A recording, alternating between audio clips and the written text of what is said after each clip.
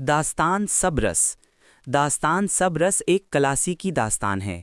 اس میں مافوق الفطرت عناصر نے داستان کے حسن میں اضافہ کیا ہے۔ اسلوب سادہ اور روا ہے، پلاٹ مربوط ہے، کردار نگاری ایک الگ پہچان رکھتی ہے۔ اجزائے ترکیبی پلاٹ داستان کا پلاٹ سادہ مگر دلچسپ ہے۔ پلاٹ قاری کو اپنی طرف کھینچتا ہے۔ قاری شروع سے آخر تک داستان کے ساتھ منسلک رہتا ہے۔ یہ پلاٹ کی مربوطی ہی ہے جو قاری کو داستان کے ساتھ جوڑ کر رکھتی ہے۔ کہانی میں کہیں بھی جھول نظر نہیں آتا۔ شہزادے نے سنا تو حیران رہ گیا اور خدا کے اس کرشمے کو دیکھ کر سجدہ شکر میں گر پڑا۔ یہ اقتباس مصنف کے قلم کے جوہر دکھاتا نظر آتا ہے۔ کردار نگاری داستان میں مرکزی اور ضمنی دونوں کرداروں کا راج ہے۔ کردار سیدھے، واضح اور صاف گو ہیں۔ میر امن کرداروں کو زیادہ پیچیدہ نہیں بناتے تاکہ عام آدمی بھی سمجھ سکے۔ داستان میں کردار محض افراد نہیں بلکہ ہر ایک اپنے اندر ایک مافوق الفطرت اور اخلاقی پہلو رکھتا ہے۔ شہزادہ فیروز ایک بہادر اور نیک دل نوجوان ہے جو اپنی ہمت اور عقل مندی کی وجہ سے داستان کے مشکل حالات کا مقابلہ کرتا ہے۔ شہزادہ فیروز نے اندھیرا دیکھ کر بھی قدم پیچھے نہیں ہٹایا کیونکہ اس کے دل میں سچائی اور بہادری کی روشنی تھی۔ یہ اقتباس دکھاتا ہے کہ کردار کی بنیاد اخلاقیات اور انسانی خوبیوں پر رکھی گئی ہے۔ دوسرا اہم کردار دیوی پریا ہے جو کہانی میں مافوق الفطرت عناصر کی نمائندگی کرتی ہے۔ پریا نے اپنے جادوئی ہاتھ سے دروازہ کھولا اور شہزادے کے سامنے ایک نیا رستہ کھڑا کر دیا۔ یہ اقتباس بتاتا ہے کہ مافوق الفطرت کردار صرف کہانی کو دلچسپ نہیں بناتے بلکہ کرداروں کی اخلاقی اور جذباتی ترقی میں بھی مددگار ہوتے ہیں۔ شہزادہ نہایت خوشخو، انصاف پسند اور عاقل تھا۔ ہر کوئی اس کے اخلاق کا قائل تھا۔ مکالمہ نگاری داستان میں روزمرہ کی زبان کا بکثرت استعمال ہے۔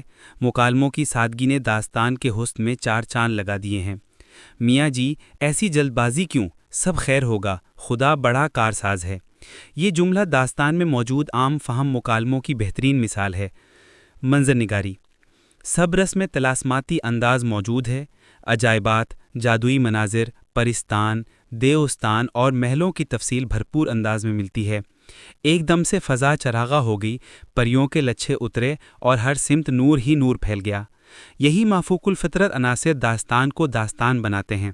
انہی عناصر کی موجودگی سے میر امن کی منظر نگاری نکھر گئی ہے۔ زبان و بیان سب رس کی سب سے بڑی خوبی سادہ، رواں اور محاوراتی اردو ہے۔ یہ کتاب فصیح و بلیغ اردو نثر کی بنیادوں میں شمار ہوتی ہے۔ بات نکلی تو دور تلک پھیل گئی اور لوگوں نے آپس میں کانا پھوسی شروع کر دی۔ یہ جملہ سب رس کی سادگی کا عمدہ نمونہ ہے۔ موضوعات داستان سب رس میں میر امن نے موضوعات کی بھرمار کر دی ہے۔ داستان میں اخلاقیات اور انسانی قدریں، عشق و محبت، تقدیر و تدبیر، خیر و شر کی کشمکش اور معاشرتی رسومات کو تفصیل سے بیان کیا گیا ہے۔ آدمی اگر ہمت کرے تو ناممکن بھی ممکن ہو جاتا ہے۔ اسلوب بیان میر امن کا اسلوب داستانوی ہے۔